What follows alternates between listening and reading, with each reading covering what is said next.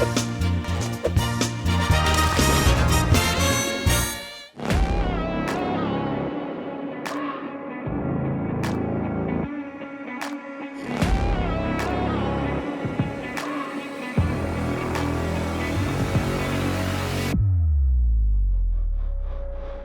bom. Como o Roberto explicou, meu nome é Léo. Acho que fui um pouco pego de surpresa quando falou assim, você vai trazer a palavra.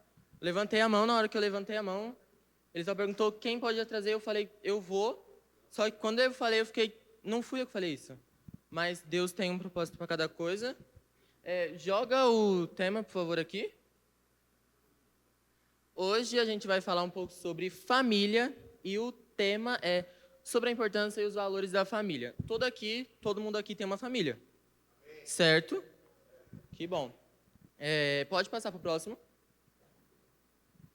E a gente começa com a primeira família. A primeira família lá é Adão e Eva, como todo mundo sabe, que fala assim, no início Deus criou a família. Adão e Eva foram os primeiros a formar uma família.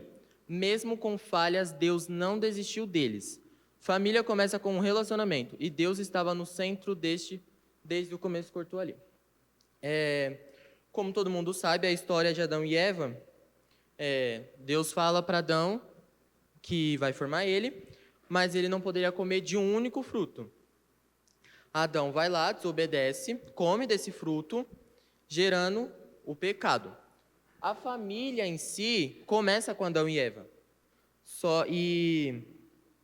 É lógico que depois disso, eles são jogados para fora do jardim e começa a acontecer várias coisas.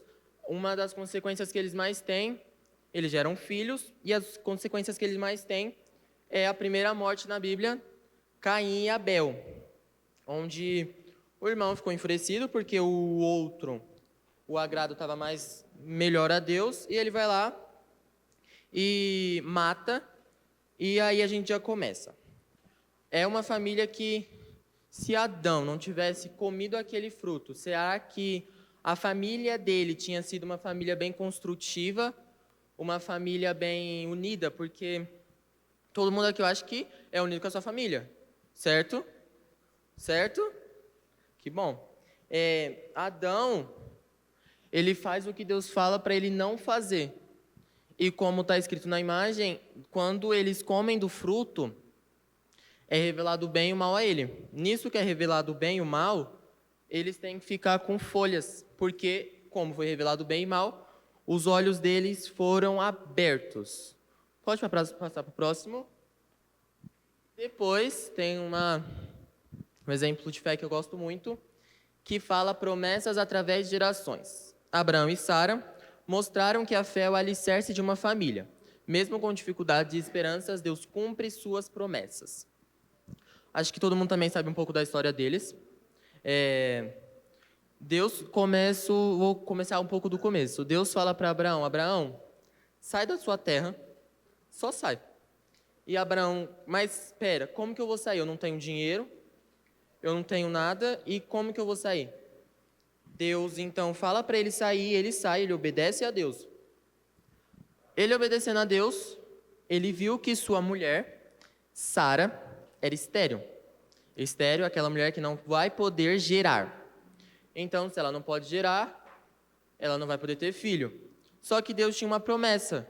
Qual é essa promessa? Que ele seria um homem com muitas gerações. Só que me explica, como que a mulher dele, Sara, é estéril e ele vai ter muitas gerações? Até que a Esther, Sara, pede para ele se casar com uma das suas concubinas lá, que veio do Egito. E nisso, ele fala para eles terem relações, assim gerar um fruto que seria o filho da serva. Nisso aí vai. E aí, mas Deus falou que ele seria pai de muitas gerações. Só que se Deus falou que ele seria pai de muitas gerações, ele apenas não esperou. Então, aquela promessa que Deus tinha para a vida dele se prolonga um pouco. E nisso aí, mais para frente, Deus chega ao templo lá, visita Abraão, e Deus fala assim que a mulher iria gerar. Quando Deus fala isso, Jesus fala isso, Sara, ela começou a rir de uma forma tão grande, porque ela não acreditou. Porque como que uma mulher de 99, acho que 99, eu acho, 99 anos vai gerar? A mulher já está numa idade muito avançada para gerar.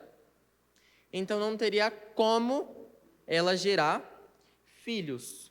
Depois eu volto um pouco nisso aí, pode passar para o próximo. Nem toda família é perfeita, aí tudo bem.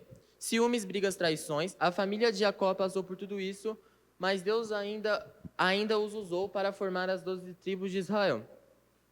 Nem toda família é perfeita, como já diz o título. Toda família tem seus defeitos, toda família tem suas brigas, toda família tem cada um detalhe que a sua família sabe. Deus fez negócio. Eu vou contar um pouco da história. O do meio é Jacó. E Deus falou assim. Deus não, né? Jacó, o filho dele José, teve um sonho. E logo em seguida que ele teve esse sonho, ele vai contar para os irmãos dele que estão trabalhando, mas os irmãos dele ficam muito enfurecidos, porque o sonho dele meio que colocaria ele acima dos irmãos deles, e os irmãos deles não aceitou isso. Tipo, como você é mais novo que eu e vai ser melhor que eu? Isso não tem lógica para os irmãos deles e isso não fazia sentido. Mas aí acontece, os irmãos vendem José vai até o Egito. O primeiro ponto, tudo Deus tem um propósito. Se José não tivesse contado aquele sonho e tudo tal, eu acho que ele nem teria ido para o Egito, passado por várias dificuldades, e por diversas dificuldades gera um governador. Ele precisou ser trajado, ser capacitado para chegar lá e ser alguém que ele fosse fazer a diferença lá. E aí, como eu falei, os irmãos dele venderam ele foi para o Egito como escravo. Tem um cara lá que comprou ele, o nome desse cara era Potifar. Potifar leva José para a casa dele, só que José ele foi trabalhar na casa de Potifar como escravo. Se ele foi trabalhar como escravo, o Potifar foi trabalhar, então ficava José e sua mulher lá, tudo bem. Só que a mulher de Potifar começou a se engraçar para José. Só que José tinha a fé do pai dele, porque o pai dele viveu tudo aquilo. Para quem não sabe quem é Jacó é aquele famoso cara que lutou com um anjo até ganhar sua bênção e tal. E ele lutou, e aí ele vai para a casa de Potifar. A mulher de Potifar tenta se engraçar, ele fala não, por ser casada, meu chefe, isso, aquilo, e eles não têm nada. Só que a mulher, ela não aceitou isso. Por que a mulher ela não aceitou? Porque ela queria José. Então ela conta para Potifar que ele tentou abusá-la. E aí José tem que fugir, só que era uma mentira. Só que quem iria contar que aquilo era uma mentira? Chega o ponto que José é preso. Lá na prisão, José conhece uns caras e esses caras têm um sonho louco lá. E nisso que eles têm esses sonhos loucos, José interpreta os sonhos, falando que acho que eu ia morrer e tal. Eles realmente. E aí, meio que eles pegaram e foram. Só que ele fala assim: lembre-se de mim quando você chegar lá no rei. Você chegar lá no rei, você lembra de mim. Passaram maior tempo até os caras lembrarem de José. Quando os caras lembraram de José, foi quando o rei teve um sonho. E aí eles lembraram, falaram: tem um cara lá na prisão que ele interpretou um sonho lá e deu certo, o sonho aconteceu. Aí, beleza, José sobe lá para o palácio, interpreta o sonho, falando que teria tempos de colheitas e tempos onde todas as colheitas iriam cessar, iam ficar sem comida e tal. E aí Potifar, vendo que aquilo ali começou a acontecer, coloca ele como governador. Nisso que ele coloca ele como governador, passado um tempo, aconteceu como teria que acontecer, e aí vem toda aquela parte iriam passar por grande fome. Só que como José viu, eles começaram a abastecer comida. Então, eles começaram a vender também comida para os povos vizinhos, porque os povos vizinhos não tinham comida. Todas as colheitas secaram. Só que nesses povos vizinhos, quem vem? Os irmãos de José. Os irmãos de José vieram, o José reconheceu, os irmãos não reconheceu, e aí tem outras coisas, diversas coisas, mas eu não vou me aprofundar tanto, porque senão vai ocupar muito tempo. Passa para o próximo. E aí a gente tem um cara que... Sansão foi escolhido por Deus desde o ventre, para ser um libertador de Israel. Sua força vinha de Deus, simbolizada pelo voto do nazireado. Entre eles, nunca cortaram o cabelo. Pausa aqui. Sansão era um dos caras fortes. Foi um cara forte. E um dos detalhes era, a sua força estava no seu cabelo. Então, se ele cortasse o cabelo dele, ele perderia toda aquela força que ele teria. Porém, ao se envolver com Dalila, desobedecer a Deus, Sansão revelou o seu segredo. Dalila se casou, Dalila não era uma nazireia, e eles se casaram. E nisso que eles se casam, Dalila tenta descobrir o porquê ele é tão forte daquele jeito. O porquê ela tenta. Sansão dá uma desculpa, falando, a minha força é por isso. Minha força é por isso. Chega um tempo que Sansão deixa, ou ele conta, ou ele deixa escapar que a força dele vinha do cabelo. Aí ele foi traído, porque ela contou de onde vinham as suas forças, cortaram o cabelo dele. Ele foi traído, perdeu suas forças e foi preso pelos filisteus, que acorrentaram e arrancaram os seus olhos. Mas Deus não havia terminado com ele. E aí, depois tem uma história que ele vai lá, Deus dá força para ele derruba toda a cidade, por aí, alguma coisa assim. Nessa história eu não me aprofundei tanto, mas um ponto que eu queria chegar aqui era o quê? Sansão, vamos trazer para os dias de hoje. Sansão era alguém de igreja. E vamos supor que Dalila não era de nenhuma religião ao certo. E Sansão se envolve com ela, beleza? Nisso que Sansão se envolve com ela, ele acaba contando tudo, de onde vêm as forças. E vamos levar para hoje. Quantas vezes pessoas dentro da igreja não têm um relacionamento fora com alguém que não é de igreja? Isso, acho que já pode ter acontecido e tudo tal. É aquilo, julgo desigual. Se você não influencia, alguém vai te influenciar. Se você está namorando com alguém que não é da igreja, ou você influencia essa pessoa para vir para a igreja, ou essa pessoa vai te influenciar para ir para o mundo. Isso é simples. Mas aí aconteceu tudo. Pode passar? Outra história é de Jó. Jó foi um homem muito temente a Deus. Jó ali, vou ler ali. Você ainda conserva a sua integridade. Amaldiçoa esse Deus e morre. Você fala como uma insensata. Aceitaremos o bem dado por Deus e não o mal. Vou contar também um pouco da história de Jó rapidamente. Jó foi uma pessoa que ele era muito rico. Ele tinha gado, ele tinha família, ele tinha filha, ele tinha tudo que você pode imaginar. Hoje ele era... Aí, chega Jó, Satanás chega para Deus e fala, esse aí, eu acho que ele não é fiel, ele só serve enquanto ele é fiel. Porque vai chegar um tempo, tira você tudo dele, e você vai ver o quanto que ele vai desonrar você, não vai mais te servir, beleza.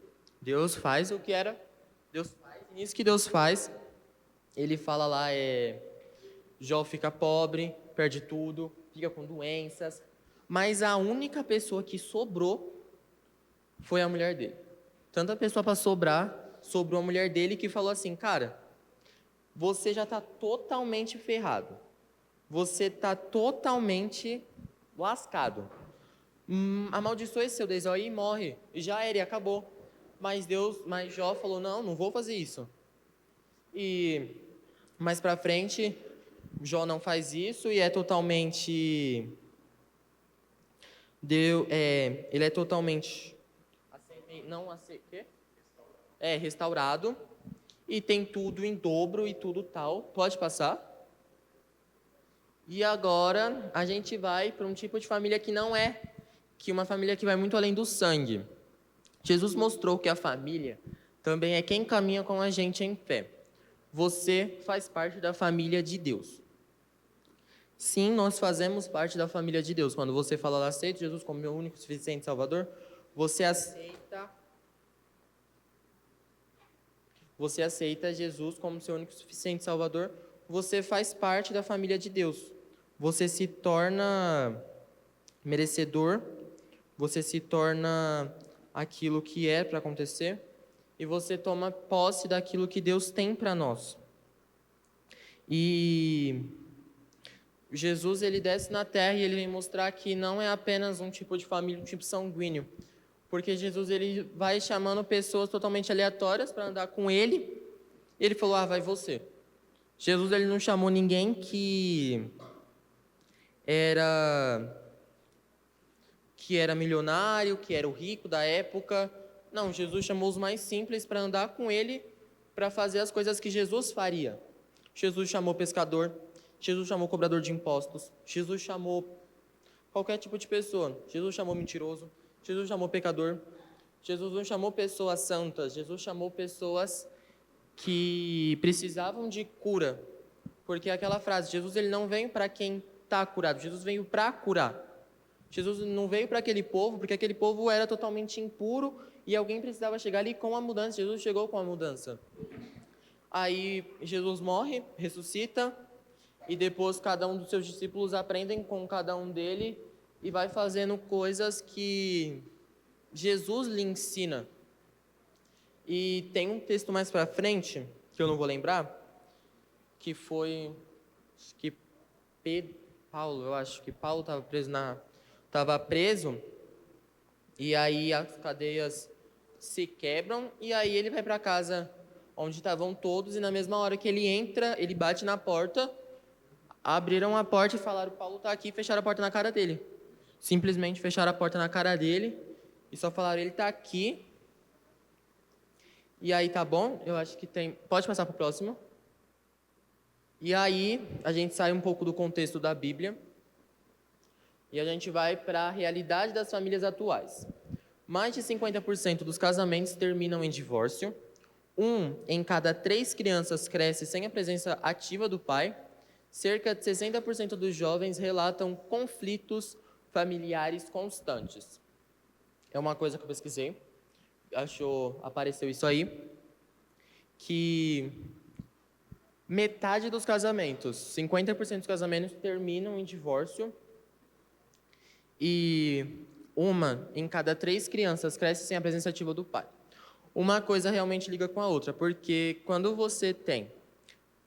quando um pai se divorcia, tem pais que realmente ficam com a presença dos filhos, tem filhos que ficam realmente com a presença dos pais, só que tem pais que largam. Geralmente por conta do divórcio, aí acaba separando, o filho fica numa briga constante para ver com quem ele fica, para ver com quem não fica. E ligada também aos 60% dos jovens relatam conflitos. Só que, para um casal chegar num divórcio, é porque algo não está bem. E provavelmente eles brigaram. Se eles brigaram, eles brigam e alguns filhos acabam relatando que isso acaba mexendo muito com eles, porque, cara, você não vai querer ver seus pais brigar. Isso é fato, você não vai querer ver seus pais brigar por algum motivo. Aí você pensa, 60% dos jovens estão relatando que metade deles tem conflitos familiares constantes com os pais. Então, tipo assim, eles têm brigam com os pais, eles não estão nem aí, eles não obedecem, sendo que a Bíblia mesmo fala que obedecei pai e mãe para que seus dias se prolonguem na terra. Mas a culpa geralmente nem é deles, por quê? Porque eles cresceram no lar onde totalmente eles precisam da dependência dos pais. Um bebê, quando ele nasce, ele não nasce automaticamente, já começa a andar, já começa a falar. Não, ele tem apoio do pai, ele tem apoio da mãe. Então, pensa, você passar a sua vida inteira com seus pais, chega na sua, você fica jovem, seus pais decidem se divorciar, e aí cada semana você tem que ficar com um diferente, você fica com, hoje você fica com seu pai, amanhã você fica com a sua mãe, amanhã você fica com a sua mãe, depois você fica com seu pai. Então é algo muito assim. Pode passar para o próximo. Famílias unidas crescem e prosperam juntas. Aí são exemplos famosos. Eu anotei aqui quem é. A primeira ali de cima é o...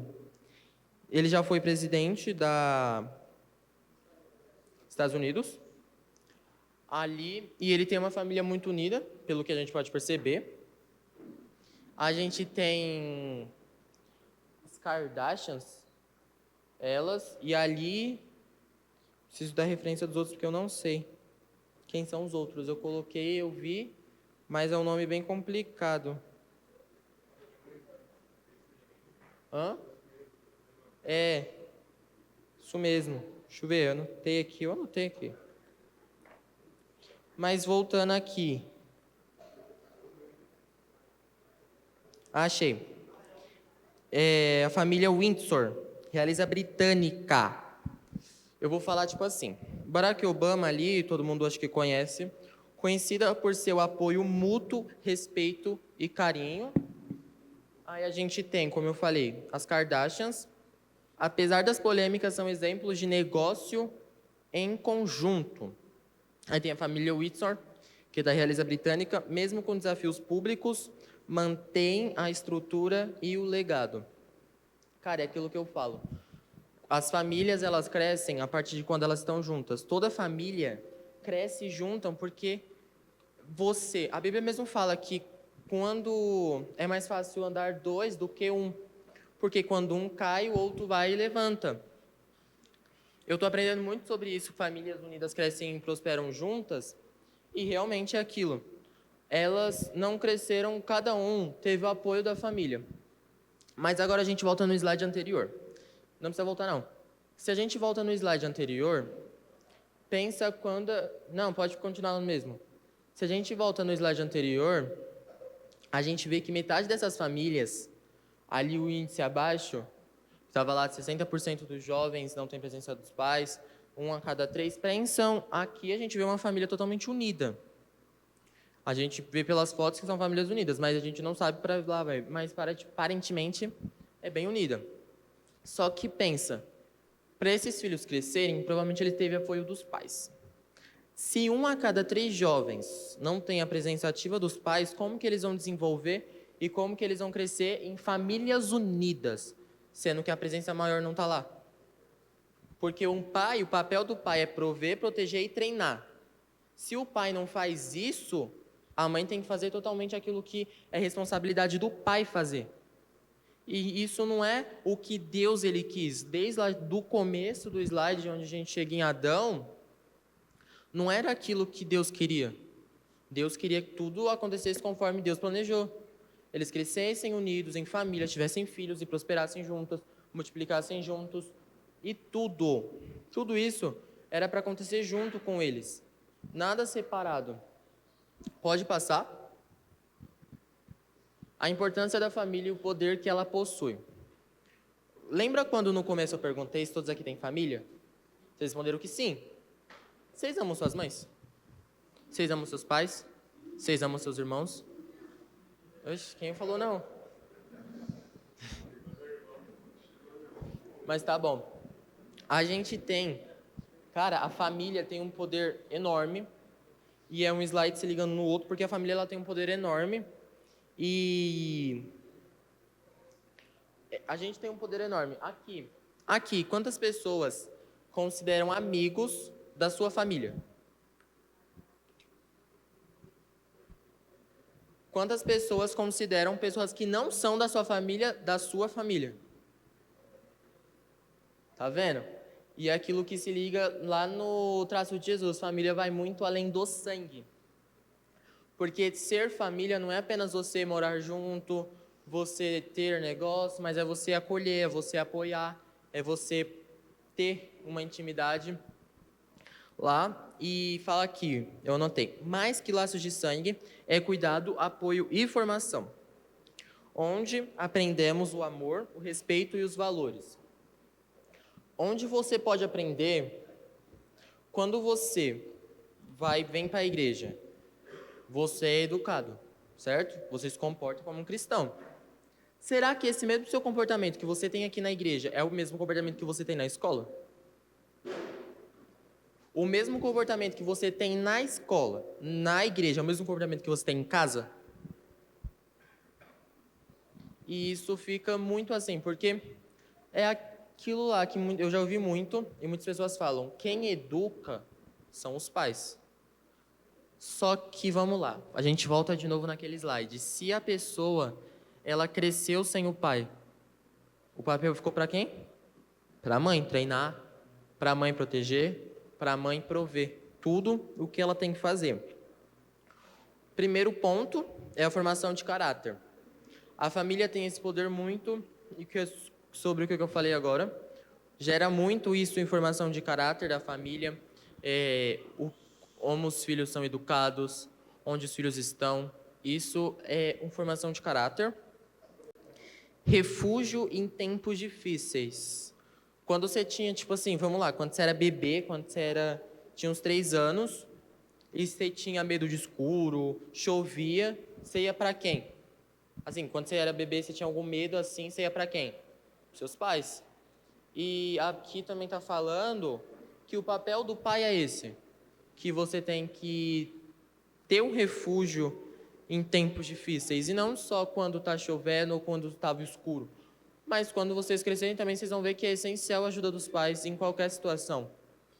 Mesmo que vocês não gostem dos pais, é algo que Deus fala para perdoar, independente se fez alguma coisa ou se não fez, se deixou ou não deixou. Deus fala para ter um relacionamento, não precisa ter um relacionamento. Não precisa falar, ai, oi, tá. Não, mas você precisa ao menos perdoar, porque isso gera um bem tão grande para a sua vida. E aqui também fala, um lar saudável gera frutos duradouros. Um lar, a gente volta acho que no outro slide, onde famílias unidas geram muitas coisas boas, prosperam juntas. E aí está falando que famílias unidas geram também. Só que nós temos que ser um corpo. Porque até que na igreja também nós somos um corpo. E você não é só um corpo ligado aqui na quadrangular. Não, você é um corpo ligado com o corpo de Cristo. Não é só a nossa igreja que existe aqui. Não, existem outras denominações e você também é um corpo com essas pessoas. E aí fala a família na Bíblia, que é Êxodo 20, 12, que fala honra teu pai e tua mãe, que eu falei muito, que você honrar seu pai, você honrar sua mãe, independente se eles são bons, independente do que eles fazem, independente do que eles deixam de fazer para você, isso é um mandamento e está na Bíblia. Você tem que honrar o seu pai, você tem que honrar a sua mãe, porque Deus ele deixou isso como ensinamento para os filhos. E esse é o único mandamento com propósito, mandamento com promessa, mandamento com promessa, que honra teu pai e tua mãe, para que seus dias se prolonguem na terra.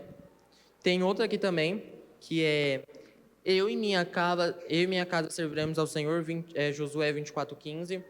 Fala muito sobre a respeito disso, que eu e minha casa serviremos ao Senhor, independente do que aconteça.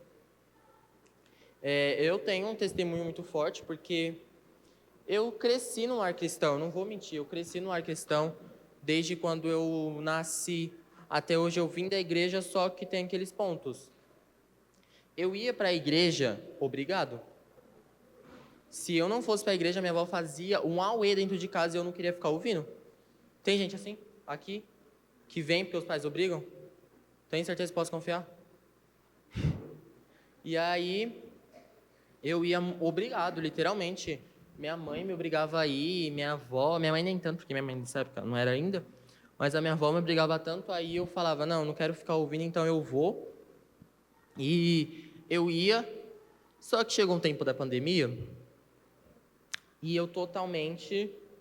Cara, se eu não estava vindo para a igreja, eu não tinha referência. Então, como que alguém que cresceu apenas numa igreja, onde eu ia para uma salinha apenas ficar desenhando, não tinha ensinamento, como que eu ia entender o que que era certo e o que que era errado? Mesmo minha avó falando, mesmo minha mãe falando, não faz isso, não faz isso, chega uma hora ou outra que influências acabam te influenciando. É aquilo que eu falei, você é influenciado ou você influencia?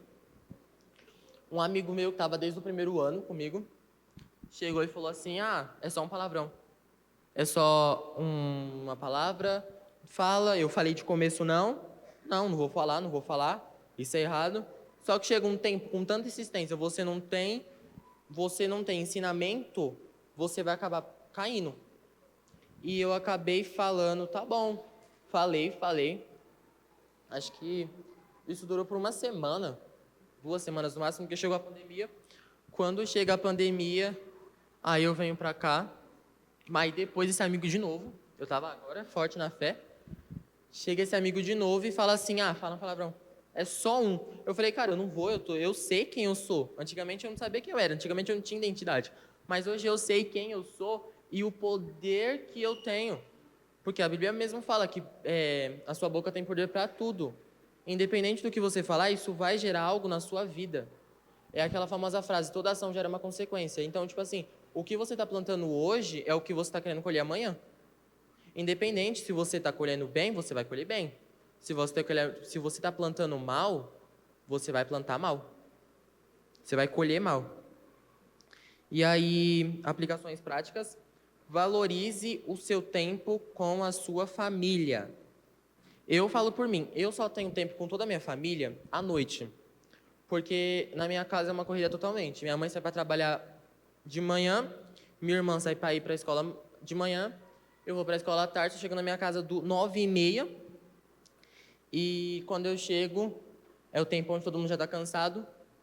Se a gente ficar, acho que a gente fica no máximo 1h30 junto, totalmente junto.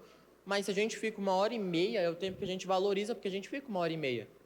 Se você tem pelo menos 30 minutos com a sua família, valorize os 30 minutos que você tem com a sua família. Porque é um tempo muito precioso, é um tempo que não volta. Independente, mas é chato ficar com a minha mãe, porque minha mãe só sabe falar e falar. É chato ficar com meu pai, mas é um tempo que você precisa ter. Porque como você vai entender o que seu pai... Por que a sua mãe grita? Por que a sua mãe é chata? Por que o seu pai é assim? É aí que você entende com o tempo em família. Resolva os conflitos com amor. Se você tem alguma coisa, resolva com amor. Não é para resolver, mas isso, mas aquilo. Não, resolva com amor, porque a Bíblia nos ensina como resolver muitos conflitos com família. Ore juntos. Cara, você tem que ter uma rotina na sua casa de orar com toda a sua família. Mas eu oro sozinho. Cara, é bom você orar? É. Só que é melhor ainda você orar com toda a sua família. Porque assim vocês entendem o que vocês estão passando, entendem o que vocês precisam fazer, entendem o que vocês precisam, entendem o que vocês realmente precisam. E seja exemplo de fé e perdão em casa. É aquilo que eu falei. O mesmo jeito que você é na sua escola, você é na igreja, você é em casa. Cara, você chega na sua casa, na sua escola, e você começa a falar palavrão. Você começa a ficar querendo todas as meninas. Você começa a ficar. Você começa a desobedecer. Você começa isso, você começa aquilo. E você tem que ser um exemplo de fé e perdão. Que exemplo de cristão você está passando para as pessoas que estão lá? Lembra que você é a Bíblia das pessoas que estão na sua escola. Você é o exemplo das pessoas. As pessoas vão olhar para você e vão falar, nossa, ele é diferente. Eu quero essa diferença para minha casa. Nossa, ele não tem briga com a família, eu quero isso. E aí, para concluir, família é um presente de Deus. Independente se Adão e a Eva erraram, família é um presente de Deus. Independente se você não gosta ou se você gosta. Você nasceu na família certa. Você tem um plano certo. Você tem um futuro certo, você tem um propósito certo. Não adianta você querer confundir o seu propósito com o de outros. Ah, mas aquele cara tem uma família totalmente bonita e tudo tal. Cara, é a família que Deus te encaixou. Se Deus te encaixou nessa família é porque você tem um propósito. Se você tá nessa família, independente se não é uma família totalmente amorosa, uma família totalmente sólida, é a família que Deus te deu. É a família onde Deus te confiou, onde seus pais estão ali para cuidar de você. A sua família também é onde Deus habita. Porque se você é de uma família cristã, e nós somos templos do Espírito Santo, minimamente, nós somos o Espírito Santo, Deus está na nossa família. Porque se você ora, Deus está te vendo. Se você jejua, Deus está te vendo. Se você ler a Bíblia, Deus está te vendo. Então, é lógico que Deus ele vai estar fixado, ele vai estar na sua família. Deus ele vai estar na sua família independente do que deixa ou não deixa de fazer. E a família também é onde começa a transformação do mundo. Porque começa dentro da sua casa, e da sua casa se propaga para a escola, da sua escola se propaga para o trabalho, do seu trabalho se propaga para a sua faculdade, e assim consecutivamente. Eu quero voltar um pouco também, não precisa voltar, pode deixar nesse mesmo, para finalizar.